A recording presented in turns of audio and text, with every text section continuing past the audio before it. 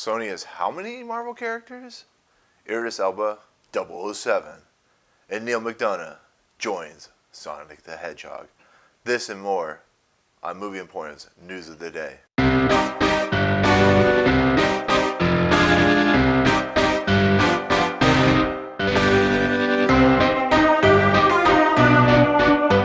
What's up, everybody? Welcome to Movie Emporium's News of the Day for August 10th, 2018, where we take stories from around the world, check them out, and break them down one by one for you. If you don't know, always check us out on YouTube, Audioboom, Facebook, Twitter. Subscribe, comment below, tell us what you think of all the articles we talked about today. But with that, I think we should go ahead and get started. So the first news story of the day is Sony, who handles the rights for Venom and Spider-Man, who is in contract with Marvel for Spider-Man right now for Spider-Man Far From Home, apparently has 900 Marvel characters. That's a lot of characters. That's a lot of Marvel characters for one. I did not, honestly, I'm a layman when it comes to Marvel characters, so I had no idea that there were that many Marvel characters in general. I mean, they own stuff like Black Cat and, of course, Spider-Man, Venom, Doc Ock, Green Goblin, all these characters in the Spider-Man universe. That's insane. It's crazy to think that Sony has that many property rights for one company. And Marvel is just itching to want to get those characters back.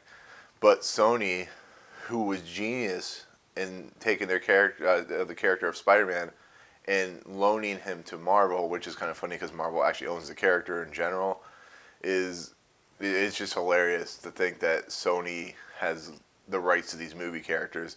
But this is what happens when a company goes bankrupt like Marvel is going. They had to sell the film rights, not thinking that the MCU would be this gigantic, enormous powerhouse of a property. So what Sony's going to do with these characters, who knows? Like I said, we only ever see Spider-Man characters. We're now seeing a Venom character, which is cool, but it's just crazy to see. It's crazy to see that they have all these characters and they're not doing anything with them. So, I mean, a lot of them are probably villains. So, I mean, they're probably using some of those characters, but who knows? So, but yeah, with that, we'll go ahead and move on to the next story, which is Adam Pally, who was in the Mindy Project and Iron Man 3, according to the report, as well as Neal McDonough, who you have seen in Captain America: First Avenger, Walking Tall, Minority Report. Apparently, they've joined the cast of Sonic the Hedgehog, the movie. This cast is really interesting, really awesome, and really weird at the same time. I mean, Neal McDonough, I love Neal McDonough. He sometimes is in not great movies, but he was in Minority Report. He's a very eccentric actor. He's very awesome to watch. He plays great villains, but we already have our villain with Jim Carrey as Dr. Eggman, or whatever they're calling him. I like Neal McDonough. I think he's a great actor. I don't know much about Adam Pally. I'm assuming, like I said, he was in Iron Man 3, so maybe I saw him. I don't remember, but just having Neal McDonough in this movie, I think, makes it a lot better for me, in my personal opinion. So, yeah, this is an interesting cast. Like I said, you got James Marsden, Ben Schwartz playing Sonic the Hedgehog. You got Jim Carrey. I mean, it's an interesting thing to see what Sonic the Hedgehog is becoming, and I hope it becomes a success. I hope it becomes the first real, true comic book movie that does anything. We'll see. Like I said, hopefully it doesn't turn to Alvin and the Chipmunks and more turns into Who Framed Roger Rabbit. So, tell us what you think, having Neal McDonough in the movie. I think it's awesome, but what do you guys think? So, the next news story is Idris Elba. Great Idris Elba. Been in tons of movies, everything from Thor to The Dark Tower to the underrated Molly's Game, which came out between this year and last year.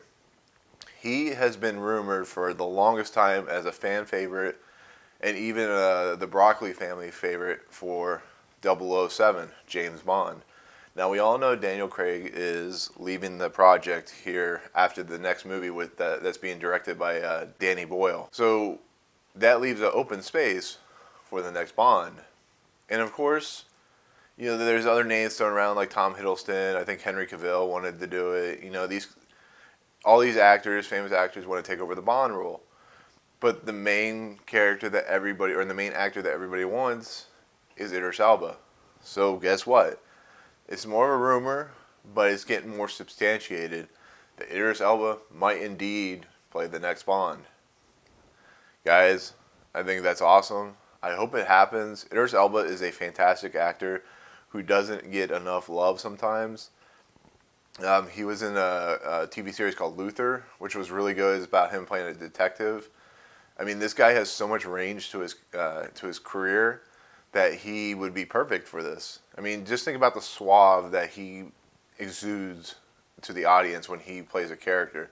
Even though The Dark Tower is pretty terrible, he's still pretty decent as Roland the gunslinger. Like I said, check out Molly's Game. He's amazing in that movie. He's underappreciated in that movie. I mean, you have Jessica Chastain, but just watch him. He's just like, he's so energetic, so powerful when he's talking. He just makes you believe that he truly cares about Molly. And of course, Thor Ragnarok, where he plays Heimdall, which the big sword guy. But it's cool. I hope he gets the part. If he doesn't, we move on. But I think it's a cool story. We'll see what happens. So with that, our next story is Kingsman: The Secret Service, Kingsman: The Golden Circle. Both stories about British Secret Service. There's a new report, a new article about Kingsman 3. Both the original movie and the sequel did real well. So now we're going to get Kingsman 3. The originals were directed by Matthew Vaughn, starring Taron Egerton and Colin Firth. Well, we've also learned that Kingsman 3 will shoot back-to-back with Kingsman the prequel. Kind of cool, right? Really not much is known about Kingsman, what's going on with Kingsman 3, outside of, it's a sequel, so I'm sure he'll still deal with the American side of Spy, the Spy Network, and he'll deal with the British side with, the Kingsmen themselves. So it'd be interesting to see, maybe they can make up for the kind of underwhelming Kingsman: The Golden Circle. There was some good stuff in it, but overall, it wasn't as good as the first one. So it'd be interesting to see how, if they bring Matthew Vaughn back, if they bring Jane Goodman back to take care of the next movie, we could see maybe a better product, maybe a better movie. Of course, we can have Colin Firth and Taron Egerton come back. But what's really interesting is it may be a prequel. What would they do with a prequel? I mean, think about this. Maybe go back with, Colin Firth's character, kind of learn how he became, a Kingsman. Because you see early scenes in the original movie of him when he takes care or when he basically is saved by Taron Egerton's Eggsy's character's dad. So we could see maybe like a relationship between those two, between his dad and Colin Firth's character. So it'd be kind of interesting. You could bring back Mark Strong as Merlin. You could bring back all these characters that were in the original and kind of play with it. See what you could do. But the fact they're going to maybe shooting back to back, like I said, it's another rumor, but it's a substantiated rumor, is cool. I mean, think about this, you have Kingsman 3 come out, you have Kingsman, the prequel come out, what their names are, we don't know yet, but, and then on top of that, there's a spin-off TV series, so they're really wanting this series to succeed. They wanted to make it a franchise, and I think Kingsman: The Golden Circle set it back a little bit, but Kingsman 3 could bring it back to what Kingsman 1 was, and could make it a revitalized franchise, and just kind of do it like what films like, Mission Impossible did, or Fast and Furious, those types of things, where you could have that bad sequel, and then have the revitalized, third movie or whatever. So, but it's kind of cool. It would be interesting to see. Apparently, they might shoot this coming fall or the winter, so we might get it as early as September next year. So we'll see. But our last news story is, so I talked to you yesterday about how Disney can't make up its mind on what it wants to do with James Gunn. Do they want to keep him? Do they not? Apparently they may use the script, which is interesting because they're going to pay him $7 or $10 million for a buyout, but now they want to use the script. It's like, you can't make up your mind. So apparently there's another heard rumor or possibility that Marvel is trying to come up with a plea deal or a deal of sorts to bring James Gunn back into the Guardians 3 movie. Guys, I think it's, if you do, awesome. More power to you. But do something. Why do we keep hearing these reports? What's wrong with you? Just do something. James Gunn's too talented a director to keep fucking with him. I mean, maybe I'm just out of my league in this story, but if he comes back for Guardians 3, great. If he doesn't come back for Guardians 3, it sucks, but great. But do something. Stop. This is the same thing with the Movie Pass deal. It's just like, there's so many stories coming out, and yeah, we had to keep talking about them because it's a movie-related topic that's huge in the industry, and James Gunn's a huge director right now who made a mistake, a really bad mistake in the past, and actually apologized for it.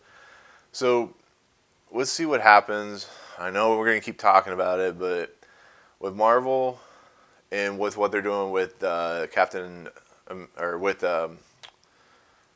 Marvel and what they're doing with Avengers 4 and Spider-Man Far From Home, they have a little bit of time, but at some point they're going to have to figure out what they want to do with Guardians 3, and I'm sure it's going to be settled at some point where James Gunn ends up going to DC or to another property. So we'll see, I guess. But that's it. Marvel is possibly bringing back James Gunn for Guardians 3. We'll see what happens in the next few days, maybe next week. Who knows? So that's pretty much it on the news stories. Actually, I got one more story, which is kind of fun.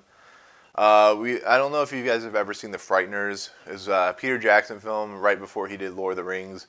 It had Michael J. Fox. It had Jake Busey. It was a story about a guy who had lost his wife and can now see ghosts. So he becomes a ghost hunter. Basically, he becomes a scam artist where he has friends that are ghosts who go into a house or a place. Crazy things happen and people call because there's a card left over for Michael J. Fox's character. Anyway, so he gets involved with like this murder of this, he finds numbers on people's heads, and the ghost of Jake Busey is basically killing people and to meet how many people he wants to kill, that type of thing. So Jake Busey, in an interview, I don't know what the interview was for, but I was just kind of skimming through it. He basically said, yeah, at some point, Peter Jackson had a 5-hour cut of this movie. The movie's only an hour and like 40 minutes or 50 minutes, but there's a 5-hour cut. Guys, I don't know about you, but if you watch, I know a lot of people don't really care for the Lord of the Rings extended cuts, but I think they're awesome. I think they really flesh out the world. A 5-hour Frighteners cut? Sign me up. Where can I get this at? But of course, it's never going to happen. Please let it happen. I think it's a cool story. The fact that he has a 5-hour cut, it's just like Peter Jackson to have a long cut to one of his movies. Peter Jackson loves excess to a degree that it kind of ruined The Hobbit a lot. So I would love to see this. I mean, if you don't also know, it was also produced by Robert Zemeckis and Joel Silver. So I think it'd be cool. Bring it. Bring it on. I will sit down and watch a 5-hour cut of The Frighteners. So that's a cool story. I just wanted to bring it up. It's not actual news, but it's a cool story to talk about. So, all right, guys. That's it for Movie News of the Day for August 10th, 2018. Thank you so much for watching. Once again, we will not be recording Movie News of the Day for Saturday, Sunday. So we'll be back on Monday. But like I said, if you like what you see, remember, subscribe, rate, check out YouTube, Audioboom, Facebook, Twitter. Comment below. Tell us how we're doing. Tell us what you think of the news stories, what you think of the reacts, the reviews, all that good stuff. Hopefully this weekend I will have reviews up for Black Klansman, The Meg, and Slenderman. Hopefully if nothing goes wrong. But otherwise, as always, thank you for watching, and we'll see you guys later. Peace.